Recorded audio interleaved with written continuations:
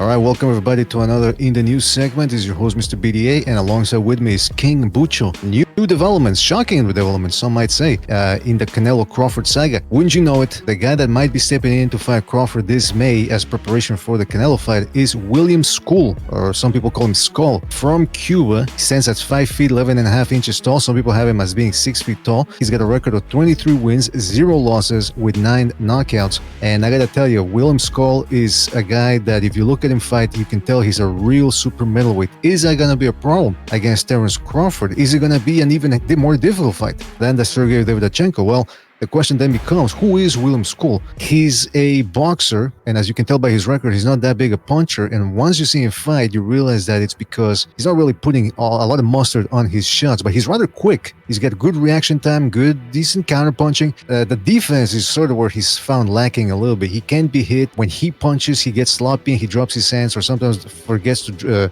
put his hands back up in position after he punches. Split-second timing type of stuff that really makes a difference against a world-class fighter like Terrence Crawford. So now the question becomes, is this good preparation? Well, on the one hand, it's going to prepare Crawford against a solid super middleweight. And when I say solid, I'm talking about a decent-sized super middleweight. But again, it sort of pales in comparison to the dimensions that Derevyanchenko would have brought, which were closer, or would have been closer rather, to Canelo's, being 5 feet 9 inches tall, thereabouts, big-headed, strong, and aggressive. But this should be an interesting fight nevertheless.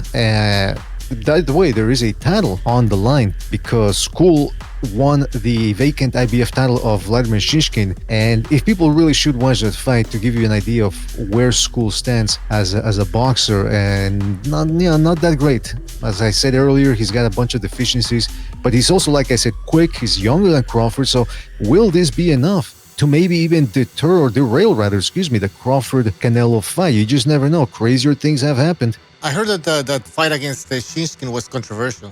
He was close. I mean, they have it listed as a unanimous decision, but both guys hit each other.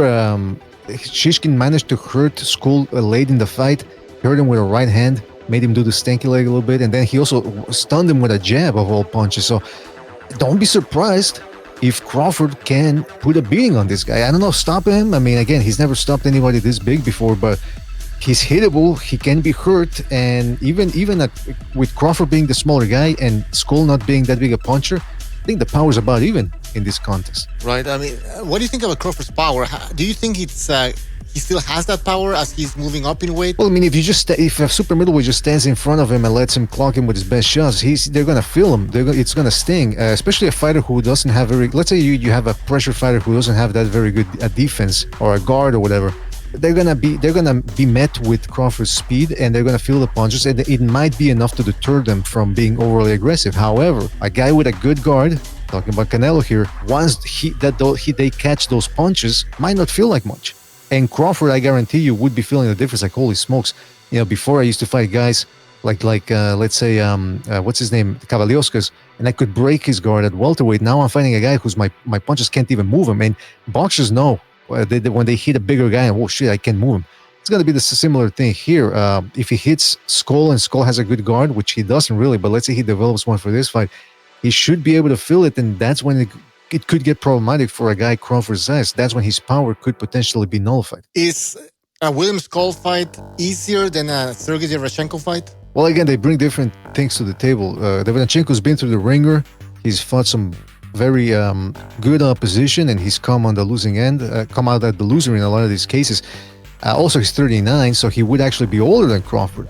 But despite those things that I just mentioned, he is a better fighter than Scull, or at least more experienced. And against Mbili, he hurt his bicep early on. I think he tore it, and he managed to fight with a torn bicep, made it a distance against a guy who's supposed to be this big pressure fighter, punching machine. And Derevyanchenko made it the distance. Now, what does that mean? Does that mean that Mbili isn't as good as we thought, or does that mean that Derevyanchenko is actually a bit better? Who knows? But I do think that overall he's a more skilled guy than Scull, but Scull is 7 years younger. He's actually pretty quick, like I said earlier, relatively quick hands and reaction time. So it's a different proposition. It's a different proposition than fighting an old, possibly shop-worn pressure fighter. I still think, you know what I mean? I think it's about even. to answer your question. I think the difficulty level for Crawford is going to be about even. Maybe if Derevyanchenko still had something in the tank, I would give the slight edge to Derevyanchenko. But as it stands right now, I'm going to have to assume that the danger is about even. All right, guys. If you like the video, please like and subscribe. Don't forget to check out our Patreon. It's free. Subscribe for free. There's content there. And also check out buymeacoffee.com. Link in the description if you want to support the show. All right, we'll see you next time. Take care.